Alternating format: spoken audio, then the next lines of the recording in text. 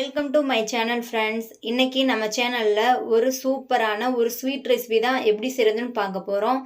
வீடியோக்குள்ளே போகிறதுக்கு முன்னாடி மறக்காமல் நம்ம சேனலை சப்ஸ்கிரைப் பண்ணி வச்சுக்கோங்க. வாங்க அதை எப்படி செய்கிறதுன்னு பார்க்கலாம். இதுக்கு நான் 8 பிரெட் பீஸ்களை தாங்க எடுத்து வச்சுருக்கேன். இந்த பிரெட் பீஸுகளை பார்த்திங்கன்னா அந்த சைடு உள்ள கார்னரை கட் பண்ணி எடுத்துக்கோங்க. கட் பண்ணி எடுத்துட்டு அதை ஒரு 4 பீஸாக கட் பண்ணி எடுத்துக்கலாம். ஆன் பண்ணி ஒரு பாத்திரத்தை அடுப்பில் வச்சுக்கலாங்க. தேவையான அளவு ஆயில் சேர்த்துக்கிட்டு எண்ணெய் சூடாகவும் அதில் நம்ம கட் பண்ணி வச்ச பிரெட் துண்டுகளை சேர்த்துட்டு அதை நல்லா ஒரு பொன்னிறமாக பொரிச்சு எடுத்துக்கலாம். நல்லா கலர் சேஞ்ச் ஆகிடுச்சு பாருங்கள். இப்போ பொரிச்சு எடுத்ததை ஒரு பிளேட்டுக்கு மாற்றிக்கலாம். இதே மாதிரி எல்லா பிரெட் பீஸ்களையும் இந்த மாதிரி பொரிச்சு எடுத்துக்கலாம். நல்லா அந்த பிரெட் பீஸ்கள் நல்லா பார்த்திங்கன்னா அந்த கோல்டன் கலர் சேஞ்ச் ஆகிற மாதிரி பொரிச்சு எடுத்துக்கிட்டா அந்த ரெசிபியும் பார்க்குறதுக்கு ரொம்ப சூப்பராக இருக்குங்க. இந்த மாதிரி எல்லா பீஸ்களையும் நல்லா பொரிச்சு எடுத்துக்கோங்க. இது ஒரு ஓரமாக இருக்கட்டும். ஸ்டவ்வை ஆன் பண்ணி ஒரு கடாய் வச்சுக்கலாம். அதில் பார்த்திங்கன்னா ஒரு 3/4 கப் அளவு நான் ஒயிட் சுகர் சேர்த்துக்கிறேங்க. 3/4 கப் அளவு சுகருக்கு பார்த்திங்கன்னா ஒரு 1/2 கப் அளவு வாட்டர் சேர்த்துக்கோங்க. எந்த பவுலில் நீங்கள் எடுத்தீங்களோ அதே பவுலில் நீங்கள் வாட்டர் சேர்த்துக்கோங்க.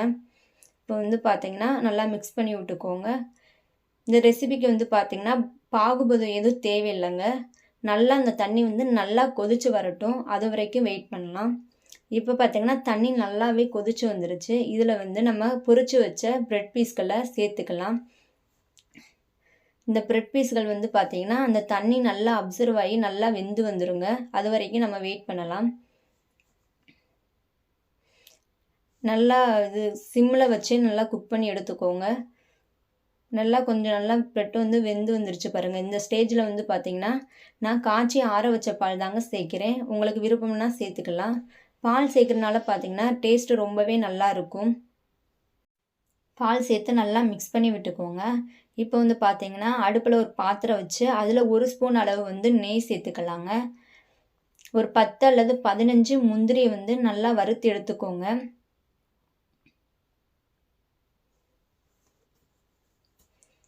இப்போ பார்த்தீங்கன்னா அந்த பிரெட்டெல்லாம் நல்லா வெந்து நல்லா ஒரு லைட்டான ஒரு கெட்டியான பதத்துக்கு வந்துருச்சு பார்த்தீங்களா. இப்போது நம்ம வறுத்து வச்ச முந்திரியை இதோட ஆட் பண்ணிக்கலாங்க. அந்த நெய்யோடய அப்படியே சேர்த்துக்கோங்க. அவ்வளோதாங்க. நம்மளுக்கு ரொம்பவே ஈஸியான கல்யாண வீட்டு பந்தியில் வைக்கிற மாதிரி ஒரு சூப்பரான பிரெட் அல்வா ப்ரிப்பேர் பண்ணியாச்சுங்க. பார்க்கவே எவ்வளோ சூப்பராக இருக்குன்னு பாருங்கள். இதை ஒரு பவுலுக்கு மாற்றிக்கலாம்.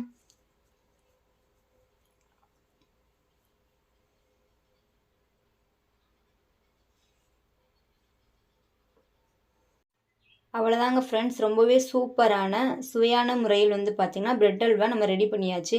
இதை பார்த்திங்கன்னா சமைக்க தெரிஞ்சவங்க தான் செய்யணும்னு அவசியம் இல்லைங்க. தெரியாதவங்க கூட இதை செய்யலாம். ஏன்னா இது அந்த அளவுக்கு ஒரு சிம்பிளான ஒரு ரெசிபி தாங்க.